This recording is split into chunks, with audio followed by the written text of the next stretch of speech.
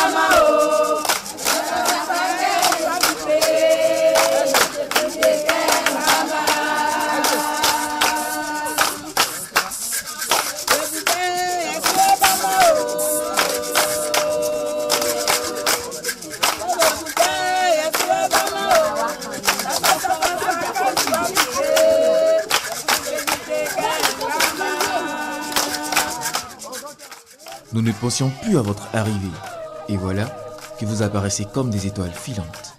C'est en substance la chanson interprétée par les dames de Tahabo pour nous accueillir.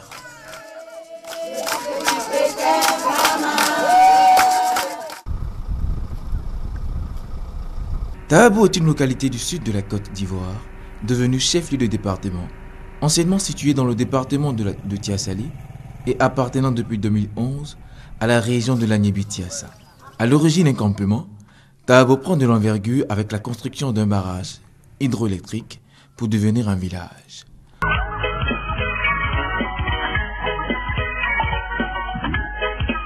À première vue, ce qui attire l'attention des visiteurs ou des touristes à Tahabo est son barrage hydroélectrique. La Côte d'Ivoire, dans sa volonté de diversifier ses sources d'énergie, met l'accent sur l'énergie hydroélectrique.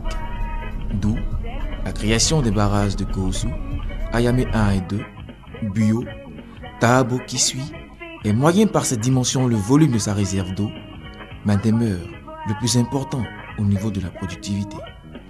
Il génère à lui seul 35% de l'énergie électrique nationale, répondant à plein temps à la production pour pourvoir aux besoins énergétiques nationaux.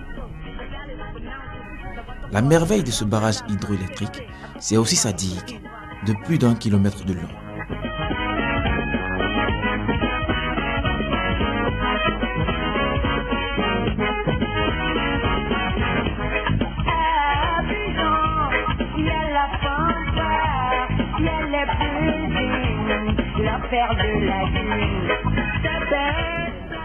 Situé dans la zone forestière, le département de Tahabo est producteur de bananes plantains et de cacao, ce qui lui confère une place de choix dans l'agrotourisme. Ici à Tahabo, il faut dire que le cacaoyer il réussit un peu partout. Et même sur les montagnes, on arrive à cultiver ces plants-là, qui nourrissent franchement son homme et qui nous fait assez de bien. Ils nous donnent des revenus qui nous permettent de pouvoir subvenir à nos besoins. Si vous êtes un touriste, je vous invite à venir à Tahabo pour venir découvrir ces plants-là que nous avons franchement plantés. Et là, sous toutes les formes et sur toutes les surfaces, nous allons partir en plantation pour toucher du bout des doigts et voir les réalités. J'ai un collaborateur qui a sa plantation non loin de la route, donc vous aurez le temps d'apprécier vous-même. Donc je m'échange tout à l'heure et on part.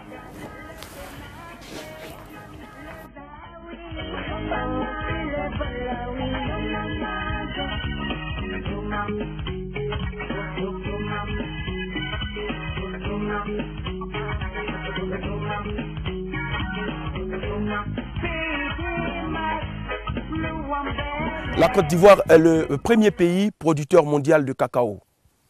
Le chocolat, vous en raffolez.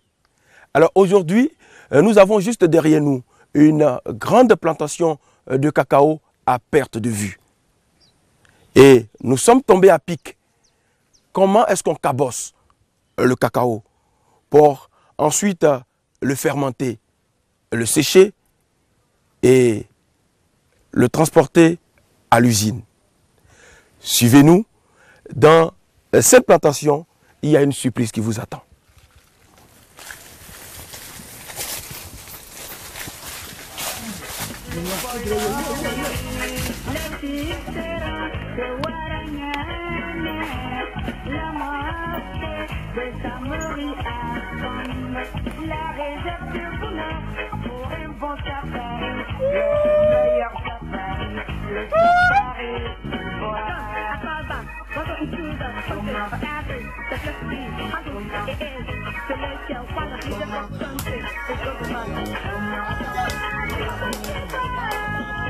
Bonjour, bonjour, bonjour, bonjour, bonjour.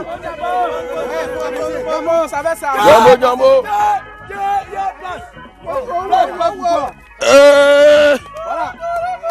Dans beaucoup de pays producteurs, le planteur convie sa famille, ses voisins, ses amis. C'est l'occasion de se réunir autour du tas de cabosse, d'échanger les nouvelles, de se retrouver et travailler dans la gaieté et prendre un repas ensemble.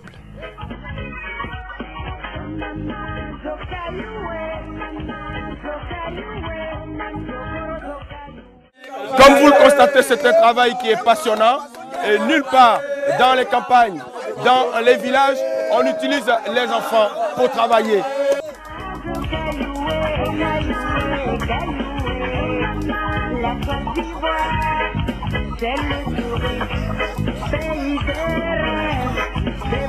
Dis-moi véritablement, pourquoi est-ce que c'est avec les bois qu'on cabosse les cacao? Normalement, avec les goudins, c'est d'éviter de blesser les fèves de cacao. Parce que c'est trouvé que quand on les cabossait avec des machettes coupées, il se trouve que la machette va jusqu'à dépasser les cabosses et touche les fèves.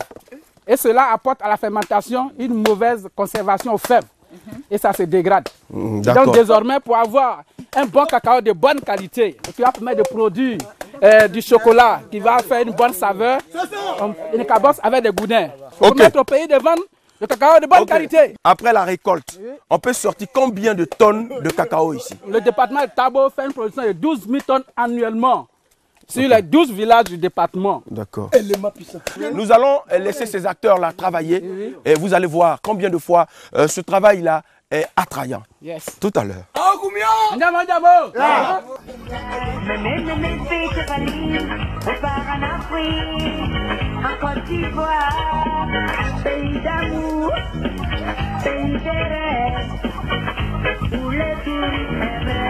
Ici, il y a maximum 7 jours en termes de fermentation. Et ici, on évacue au village pour aller faire le séchage.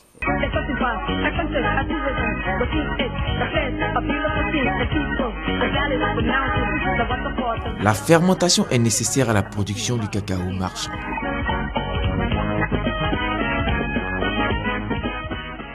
Après fermentation et torréfaction, ces graines sont utilisées pour la fabrication de chocolat. On met les fèves ici dans le four. C'est pour pouvoir permettre aux fèves d'évacuer les jus qu'ils conservent. Et les jus même, on les recueille par là, vous voyez. Très intéressant et agréable. Ils sont comme les jus de palme. Donc quand on extrait, ça apporte encore à la consommation. Comment est-ce qu'on extrait le jus des fèves de cacao? Vous voyez ça? Comme met ça, c'est comme les gouttières. Et puis on boit. Et puis l'eau, ça passe directement. Tu mets le bidon en bas des gouttières, et puis l'eau, ça coule, puis ça tombe dedans. Et puis, on boit. Et puis on boit. Ok. Alors, est-ce qu'on peut nous servir un peu de... Oui, oui. Donnez un peu. Voilà.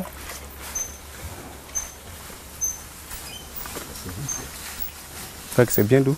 Ouh là là, c'est excellent. Oh, ben c'est ski. Et ça, quand on met au frigo, on peut conserver même le jus dans des bouteilles d'eau et ça garde sa même saveur même pendant une semaine. C'est bon, c'est très bon. Mais tu vois, la langue passe au bout des lèvres. Doucement. Vas-y. Alors, ceux qui mangent le chocolat et puis ils savent pas, ils connaissent pas le processus. Tous ces blancs qui sont de l'autre côté, ces Ivoiriens qui sont à Abidjan, qui ne connaissent pas le processus. Quel appel? L'appel que je lance aujourd'hui, c'est que pour pouvoir manger quelque chose, il Il faut pouvoir savoir où la chose est quittée. Nous lançons un appel à tous ceux qui nous écoutent ce matin. Qu'à Tabo, il fait bon vivre et il y a du cacao de la bonne qualité. Il y a de belles plantations. Ça fait un site également. Vous voyez, aujourd'hui, c'est un jour. On a une plantation sous les arbres. Il fait bon vivre. Donc, on leur demande de venir voir comment ça se cabosse, comment ça se fermente et comment on peut le mettre au profit de tout le monde. Donc, aujourd'hui, Tabo est une terre de cacao. Donc, nous demandons à tous ceux qui veulent en consommer du cacao de bonne qualité de venir découvrir à Tabo.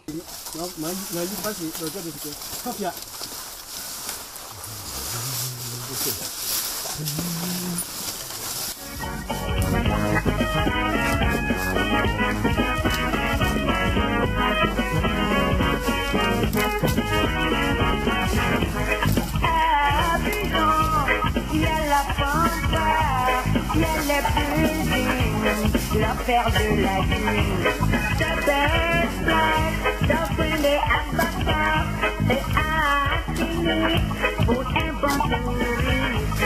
Il y a la vanille, il y a le chocolat,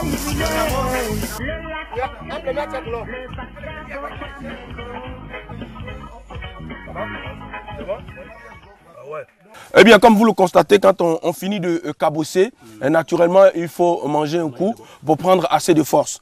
Et c'est dans la plantation de cacao qu'on mange. Tous ceux qui viennent pour cabosser, oui, et je ne peux pas appeler ça une collation, voilà, ils prennent leur déjeuner. C'est comme ça qu'on appelle ça. Et c'est du foutou souvent, foutou banane, voilà, foutou banane. Avec un peu de riz, une sauce aubergine bien faite. Voilà. Et puis quand on a fini, naturellement, on rentre à la maison tout heureux. Parce que c'est sûr que quelques mois, on sera riche. Ces fruits, les cabors sont de grosses baies allongées, ressemblant à un petit ballon de football américain. Chaque cabors peut peser jusqu'à 400 grammes.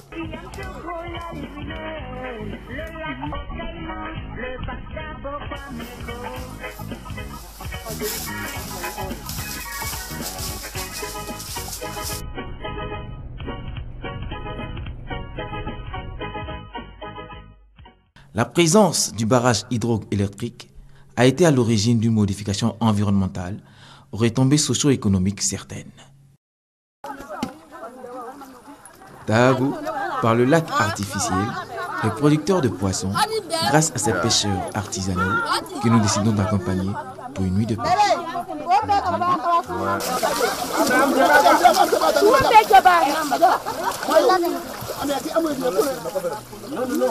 Alors, il faut dire qu'après toute une nuit, nous revenons de la pêche. On sent que déjà les femmes nous attendent pour se procurer de jolis poissons, de poissons frais. Voilà, la pêche a été fructueuse. La preuve, regardez ce que j'ai pêché moi. Voilà, super. Voilà. Ah oui, c'est le fleuve Bandama. Les femmes nous attendent pour acheter les poissons. Voilà. Voilà, nous sommes arrivés.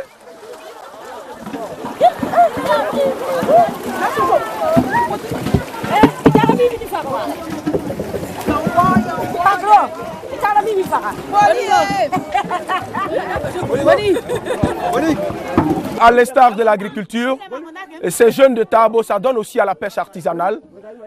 Et j'ai pris plaisir à les accompagner. Nous sommes revenus avec des poissons frais, des carpes. Et c'est avec ces poissons-là que les habitants de Tabo prennent leur petit déjeuner. Voilà, ils sont un peu spéciaux.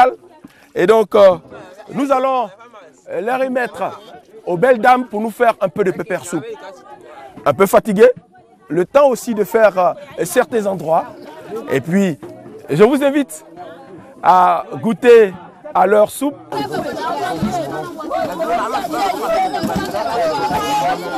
Tous les jeunes de ce village s'intéressent, même il y a les gens même qui quittent ailleurs pour venir s'intéresser à la pêche.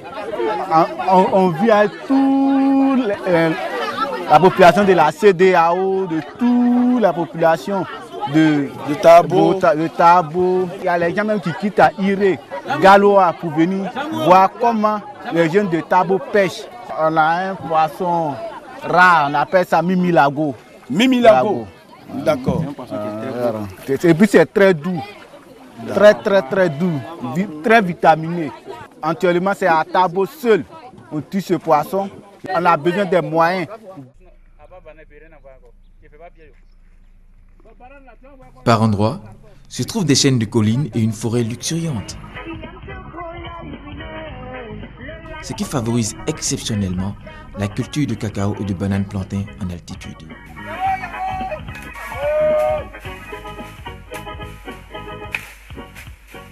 Nous sommes ici en altitude. Tabo, c'est le sud de la Côte d'Ivoire. Et il y a une particularité ici, c'est que les planteurs ont fait des plantations sur les montagnes.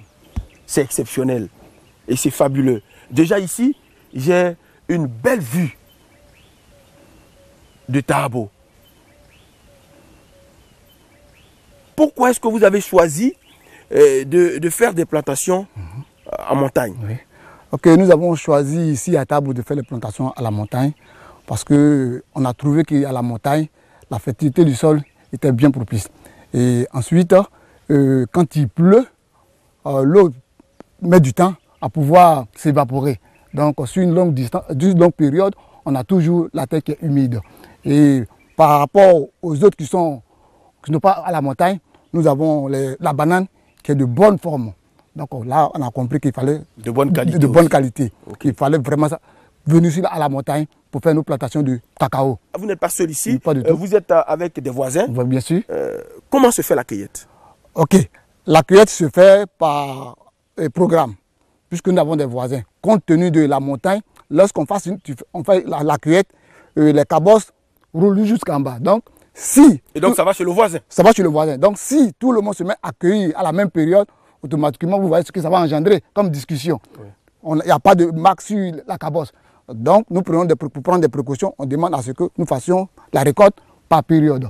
Quand je finis, l'autre entame sa récolte. Okay, c'est-à-dire que quand tu as fini ta récolte et que tu vas chez le voisin, tu trouves une cabosse, naturellement c'est pour toi. Oui, c'est pour moi. Okay, et puis après c'est à son tour aussi. S'il trouve une cabosse chez toi, c'est pour lui. Oui, bien sûr, oui. Fantastique, c'est vraiment ingénieux. D'accord. Oui. On a une belle vue du fleuve Bandama ici. Oui. Alors je vois des touffes de forêt. Oui. Qu'est-ce que c'est? Ces touffes de forêt là, c'est deux îles. Deux îles qui sont là. La première que vous voyez, la plus grande, elle fait pratiquement 8 hectares. Et la plus petite, là, fait 3 hectares. Il faut dire que c'est des îles qui ne sont pas encore exploitées. Voilà, c'est la Côte d'Ivoire à l'état vierge, si vous voulez. Ça, c'est bien dit, oui. La Côte d'Ivoire à l'état vierge, non explorée, non exploitée, n'est-ce pas? Bien sûr. D'accord. Alors, un appel? Je lance un appel vraiment à des personnes qui ont vraiment les moyens pour pouvoir venir investir à Tabo, particulièrement sur l'île pour faire des réceptifs hôteliers.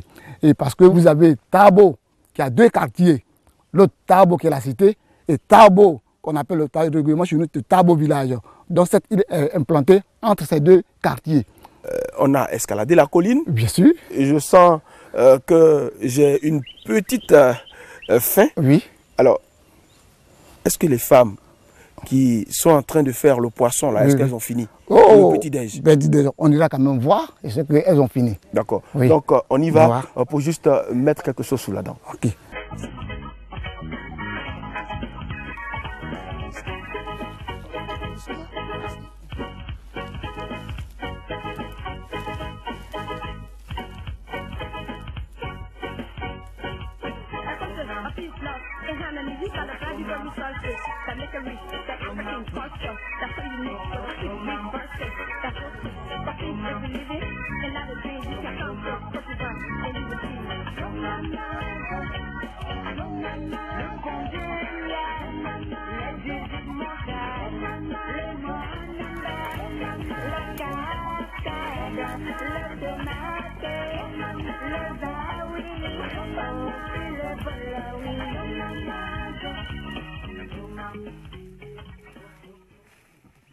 quel que soit le lieu, sur les collines, partout où on sait que si on met les plants de cacaoyer, elle peut produire, quel que soit le lieu, quelles que soient les difficultés qu'on va rencontrer, on va jusqu'à ce lieu-là pour planter. J'ai commencé moi-même par planter, mais quand j'ai vu que, en plantant, c'est des revenus, mais je suis encore allé plus loin. Je me suis dit qu'en prenant nous-mêmes à la collecte et encheminer jusqu'à Abidjan au port, ça sera encore plus profitable. Voilà comment j'ai pris l'engagement de faire monter, sensibiliser mes parents et faire monter une coopérative, que je suis le président du conseil d'administration. Nous sommes avec notre sœur. Elle nous a fait un bon plat. C'est le petit déjeuner ici à Tahabo. Alors, madame, c'est quel plat? Ça, c'est le plat chaud, poisson frais. Comment on appelle ça en baoulé? Dieu-trop. Le Dieu-trop, voilà. Super Dieu-trop. Oh là là, vous ne voyez pas, hein? Moi, je sais ce que je vois dedans. Voilà. Et puis ici, de la tchéké. La tchéké. Donc, c'est accompagné de la tchéké comme garniture. Oui. OK. Et puis ici, Mandangbo. Mandangbo. OK, bouillie de banane, c'est ça. Voilà. Et ici, c'est quoi? C'est le mimilago. Ah, les poissons mimilago. Voilà. Mimilago grillé. Et puis ici, c'est mimilago citron. OK, d'accord. Eh bien, nous, on va prendre notre petit déjeuner. C'est pas de notre faute. Hein. OK. Alors, on va s'installer. Ça peut aller? N'oubliez pas, nous sommes avec le chef de Tahabo, le chef du village de Tahabo. C'est important. C'est avec lui qu'on va partager le repas.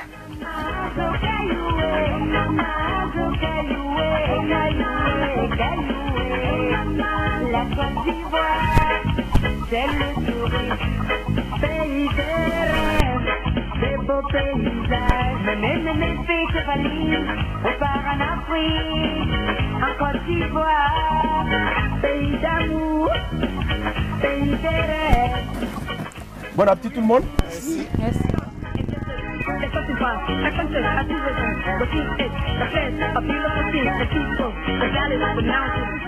Chez les Swamelins, le petit déjeuner est accompagné avec le vin de palme en attendant le déjeuner.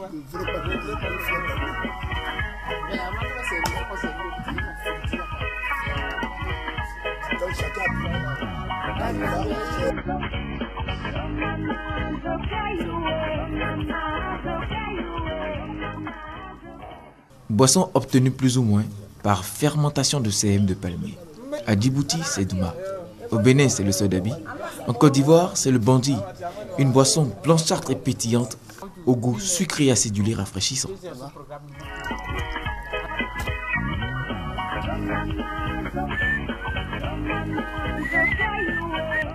Le palmier est abattu et rétaillé régulièrement. Sa sève s'écoule vers un entonnoir en feuilles de palmier qu'il a fait couler dans un récipient. Plusieurs fois par jour, l'entaille est rouverte pour ne pas bloquer le flux de sève.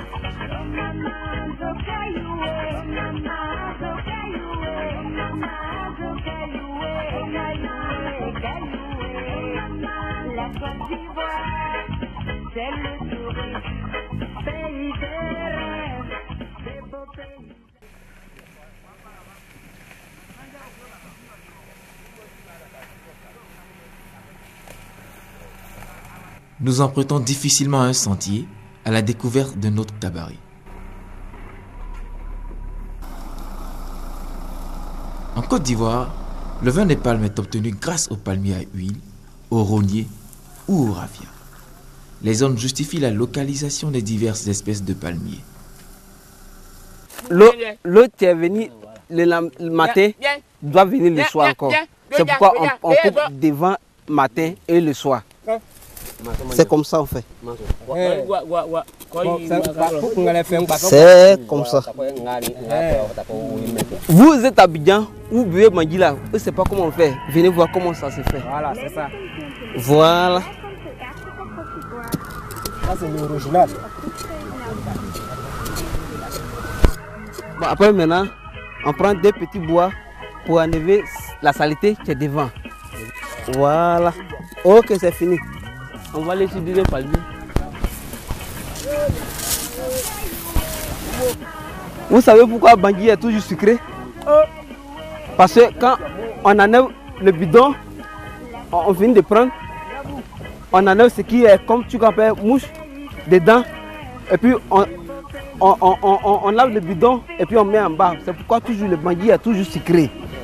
Et puis quand tu bois de bons bangui, tu es toujours à l'aise. Nos bangui là, il n'y a pas de mélange dedans, il n'y a pas l'eau.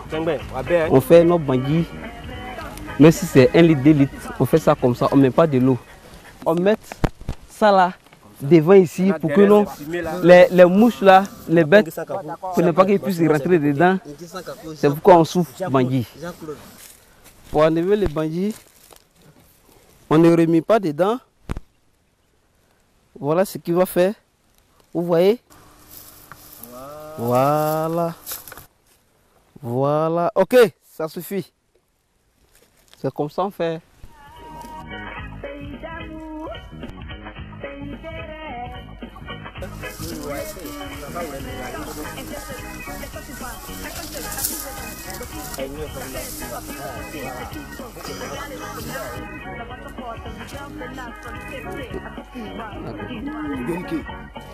Amour.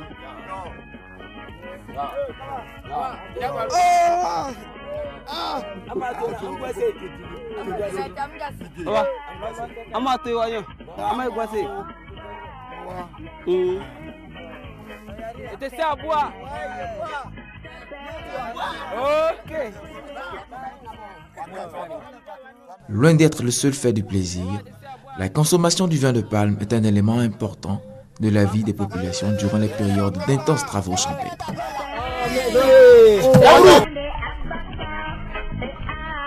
Nous rebroussons chemin pour le village Ndenu, à quelques encablures de Tabo.